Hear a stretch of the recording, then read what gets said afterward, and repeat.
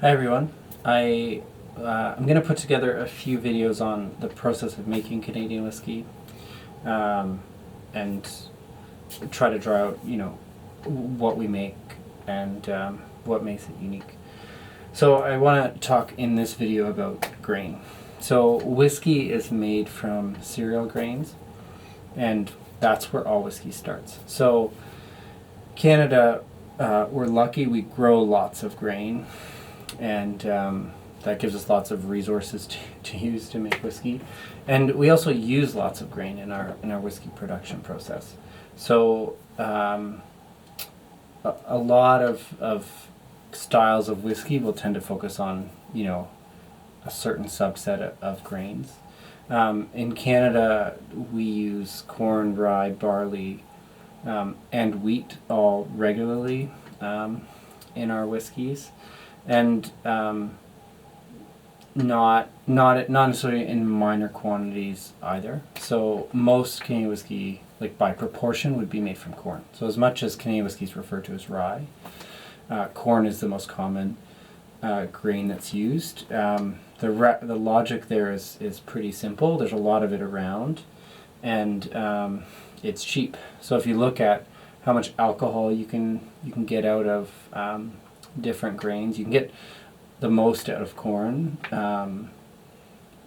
based on price. So it's the cheapest way to kind of make alcohol. So makes sense to be used, especially when a lot of Canadian whiskey uses a lighter whiskey as a base, which doesn't lend as much flavor.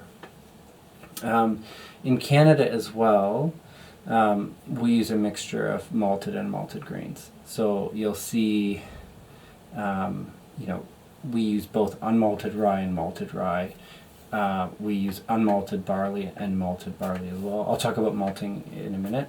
But the malting process, when you're preparing a grain, if you're making a malted rye, can give different flavor characteristics than an unmalted grain. So, we're really dealing with a pretty broad range of base ingredients to start.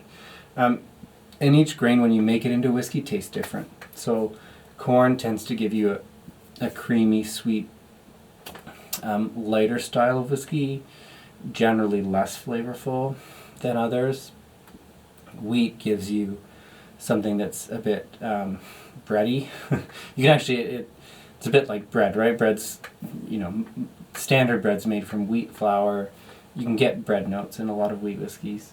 Rye is spicy, fruity, floral. It's the richest of the grains in terms of flavor.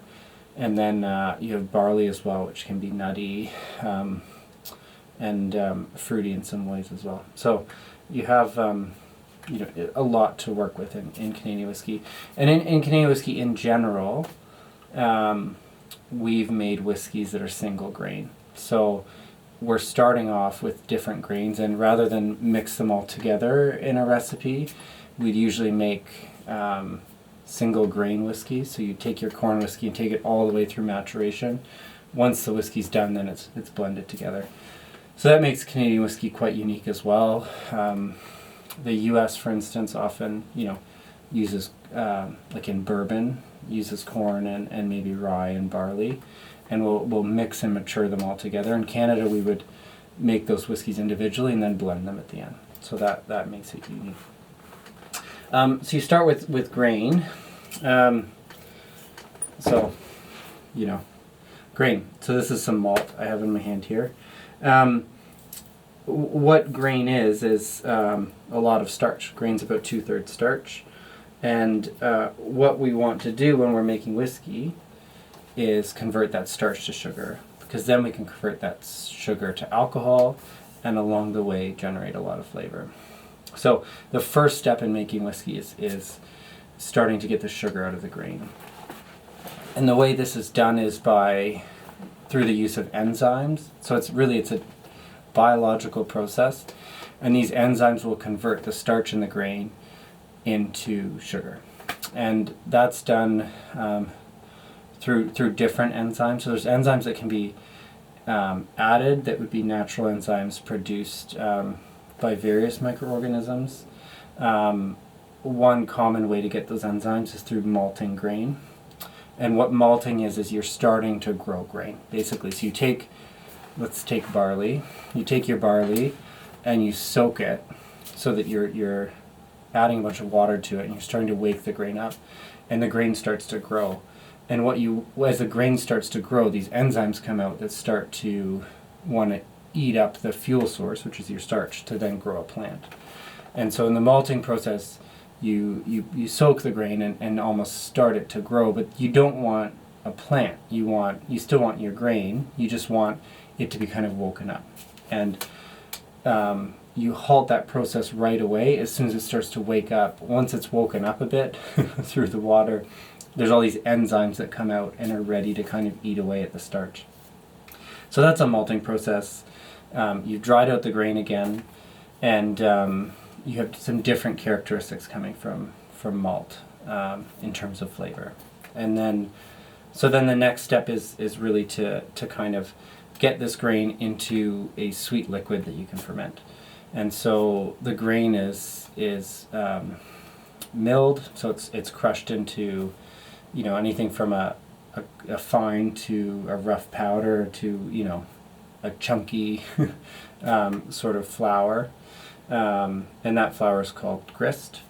And you have this, and what you do is you want to cook and you mash it. So you're heating up the grain. And you want to do this in a controlled way because you want to make sure that these biological processes take place to convert the starch to sugar.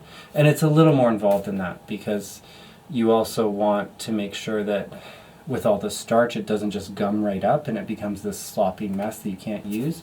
So you also want the enzymes to break down the various components that are causing the flour to kind of gum up the liquid and then gum up all the machinery along the way. So that's mashing and cooking. And so you have your grain, you grind it up, you add water, you heat it up. At the end of this, you have something which I'll be reductionistic here, but you basically have a grain tea, right? And what you have is you have all the flavor that's been extracted from the grain, by the water that you add, and then you also have, the sugar that's come out as the starch in the grain was converted into sugar by the use of enzymes. So at this point you have, your sweet liquid that's called wort, and you're kind of ready to move on to the next step, which is to create alcohol through fermentation. So if we take a step back and look at kind of how flavor is crafted at this stage. So one is your grains all taste different. Corn tastes different than wheat, tastes different than barley, tastes different than rye. So your selection of grain influences the flavor of the whiskey you make. But then also how you do your cooking and your mashing process will impact the flavors that you generate as well. So depending on the speed and the temperature, you're influencing kind of what and how is extracted.